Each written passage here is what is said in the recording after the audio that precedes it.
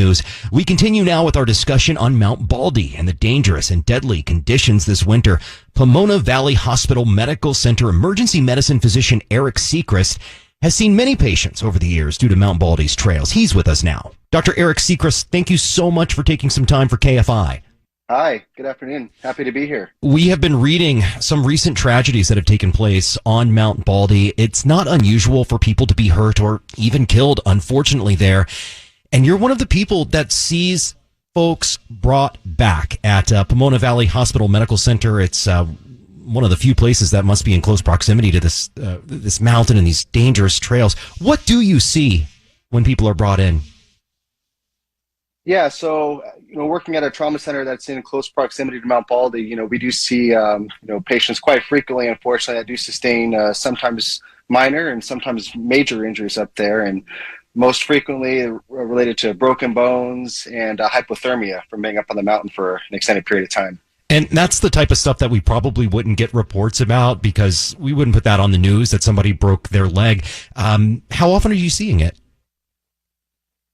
It varies, certainly in the wintertime, like right now, it can be, maybe even a couple times a month, but we do see it with somewhat frequency, yeah. What are the more common injuries that show up?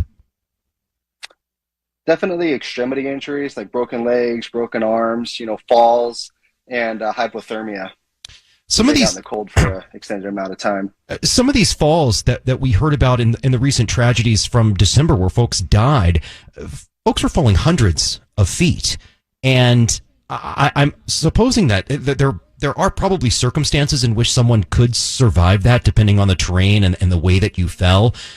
But what do those injuries look like when they're brought in? I know we're saying broken bones, and I guess I'm not asking you to be too graphic here.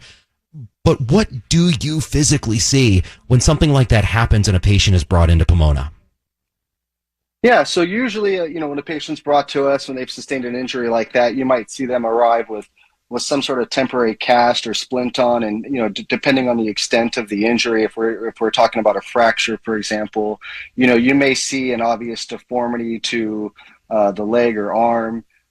Sometimes there may be a bone sticking out of the skin if it's a really bad injury. But most of the time, you may just see a deformity that you wouldn't normally otherwise see. This is technically the winter here in California. Obviously, on the mountains, it does get colder. They do see snow. And while the trails like Devil's Backbone may not be so challenging in the warmer months, it's quite different during the winter. Do you see more problems this time of year than, say, in the summer? Absolutely, yeah. Devil's Backbone in particular, that's an area that's a very narrow trail and it's very, very steep. And, that's unfortunately an area where a lot of these fatalities have occurred. And partly is because it's such a steep area and, people can fall from, very, very far distance. So, yeah, unfortunately, it's, it is common more so this time of year. Let me ask you, Dr. Sechrist, have you hiked up there? I have not. I do live fairly close to it, but I think with a lot of the reports that come from up there, I think I'm better down here hiking some of the more local trails. Yeah, that's why I wanted to ask, because when you see the extent of the injuries that you have, I was curious whether that got to you and whether you had any interest in being up there. Yeah, I think there's definitely an interest or curiosity. I think that's the same for a lot of people because you want it's a very beautiful area up there as I've been told, and it's I think a lot of people want to go up there and see for themselves what it's like, and I think there's a lot of interest in it for that reason. But I think people have to know going into it that it is a very dangerous place to hike, especially this time of year when we haven't had a lot of snow or rain recently. But those trails can still be very icy, and with the warmer weather, and at night when it cools down, that they can get even more icy and even more dangerous. And conditions up there can change quickly, and I think that's where people end up getting into trouble, is not being prepared in advance for changes in condition.